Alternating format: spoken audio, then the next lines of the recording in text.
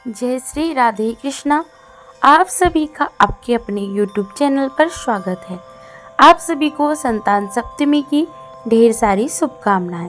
दोस्तों, सुहागन महिलाओं द्वारा संतान सप्तमी का व्रत संतान की सुख समृद्धि के लिए रखा जाता है। इस व्रत में खाने को लेकर कुछ खास नियमों का पालन किया जाता है। इस व्रत में क्या खा सकते हैं और क्या नहीं, इसकी जानकारी आपको इस वीडियो में प्राप्त होगी, क्योंकि छोटी सी गलती भी आपके व्रत को खंडित कर सकती है। लेकिन वीडियो शुरू करने से पहले आपसे रिक्वेस्ट है कि अगर अभी तक आपने हमारे चैनल को सब्सक्राइब नहीं किया है तो जल्दी से सब्सक्राइब करके बेल आइकन दबा दें। साथ ही इस वीडियो को लाइक करें और ज़्यादा से ज़्यादा शेयर करें। तो आइए शुरू करते हैं। दोस्तों, हिंदू धर्म में संतान सप्तमी के व्रत का विशेष महत्व है। यह भाद्रपद माह के शुक्ल पक्ष की सप्तमी तिथि को रखा जाता है। इस दिन माताएं अपने बच्चों की लंबी उम्र, अच्छे स्वास्थ्य और उज्जवल भविष्य के लिए व्रत रखती है। संतान सप्तमी का व्रत सभी सुहागन महिलाएं अपने संतान की सुख की प्राप्ति के लिए हर साल रखती है। ऐसी मान्यता है कि इस व्रत को रखने से विवाहित महिलाओं की संतान सुखी से जीवन व्यतीत करती है और उन पर किसी भी प्रकार का कोई कष्ट नहीं आता है। इसके अलावा जिन महिलाओं की संतान नहीं है, उन्हें भी इस व्रत को रखने से संतान की प्राप्ति होती है। इस दिन भगवान शिव और माता पार्वती जी का पूजन किया जाता है। आपको बता दें कि इस व्रत को स्त्री पुरुष अर्थात बच्चे के माता पिता दोनों ही संतान की दीर्घायु और सुख समृद्धि के लिए रख सकते हैं। इस दिन प्रातःकाल सुबह जल्दी उठकर स्नान आदि करने के बाद स्वच्छ वस्त्र धारण करने चाहिए। ध्यान रहे कि जब तक संतान सप्तमी की पूजा न हो जाए तब तक व्रती को निर्जल और निराहार रहना चाहिए।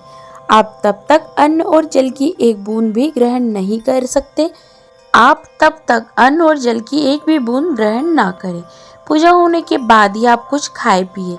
पूजा होने से पहले आप भोग प्रसाद बना ले। इसमें कुछ लोग खीर पूड़ी का भोग लगाते हैं या कुछ लोगों के यहाँ गुजिया या शक्कर की मीठी पूरी या मीठे पोए रसगुल्ले का भोग लगाया जाता है। तो आपके यहाँ जिस चीज़ से भी भोग लगाया जाता है, आप उसी चीज़ को पूजा से पहले शुद्धता के साथ बना ले।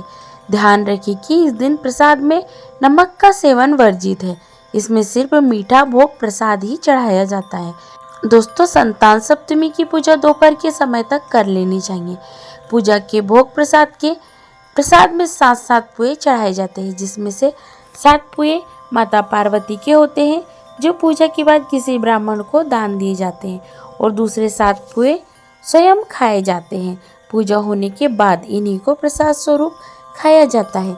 आपको बता दें कि संतान सप्तमी के व्रत में बहुत से लोग एक टाइम फलाहारी भोजन करते हैं और एक टाइम मीठा भोजन यानी प्रसाद में चढ़ाई गई 7 मीठी पूरी या मीठे पुए का ही भोग खाते हैं। लेकिन कुछ लोगों के यहाँ पूजा के बाद सिर्फ पूरा दिन यही 7 पूरी खाने की परंपरा है और इसी को खाकर व्रत खोला जाता है। यह कई माताएं पूरा दिन तो फलाहारी व्रत रखती है और अगले दिन प्रसाद में चढ़ाई गई 7 मीठी पूरी या मीठे पुए खाकर ही व्रत खोलती है। तो आपके यहाँ जो भी परंपरा है, आप उस नियम को फॉलो करें। और एक बात बता दें कि अगर आप अकेले इन 7 पुए या 7 पूरी को खत्म नहीं कर पा रहे हैं, यानी यह पूरा आप नहीं खा पा रही हैं, तो यह प्रसाद आप सिर्फ अपने पति के साथ ही शेयर कर सकती है, अपने पति को ही खिला सकती है। लेकिन इन 7 पुओं से आप अपने बच्चों को या घर के किसी भी सदस्य को दे नहीं सकती।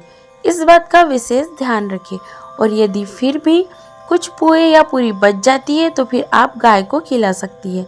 दोस्तों, संतान सप्तमी के दिन नमक का सेवन पूर्णतः वर्जित है। इसमें सिर्फ मीठा भोजन खाया जाता है। लेकिन किसी को अगर हेल्थ इशू है तो वह सिर्फ व्रत वाले नमक यानी सेंधा नमक का इस्तेमाल करें। और कुछ लोग एक टाइम फलाहार भोजन करते हैं, तो आप पूजा करने के बाद चाय, पानी, जूस, दूध, फल, ड्राई फ्रूट्स आदि ले सकती है। संतान सप्तमी के व्रत में फलों में केला, सेब, अंगूर, अनार, आम इन सभी फलों का सेवन कर सकती है। ड्राई फ्रूट में भी काजू, बादाम, किशमिश, मखाना, नारियल आदि का सेवन किया जा सकता है।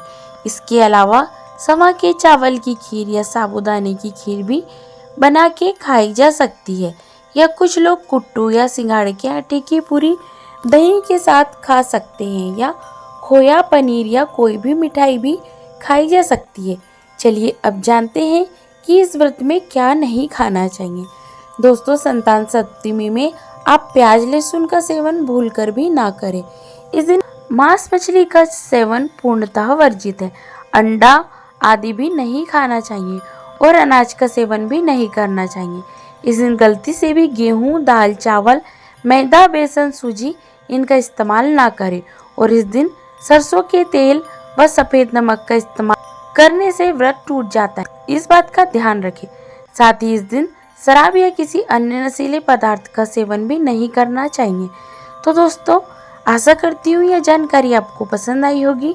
ऐसी ही ज्ञानवर्धक जानकारियाँ प्राप्त करते रहने के लिए, व्रत पूजा के बारे में जानने के लिए, कथा सुनने के लिए अगर आप चैनल पर पहली बार आए तो चैनल को लाल बटन दबा करके सब्सक्राइब करें। साथ में बेल आइकन भी प्रेस करें ताकि मेरे वीडियो का नोटिफिकेशन आपको समय पर मिलता रहे। जय श्री राधे कृष्णा। धन्यवाद।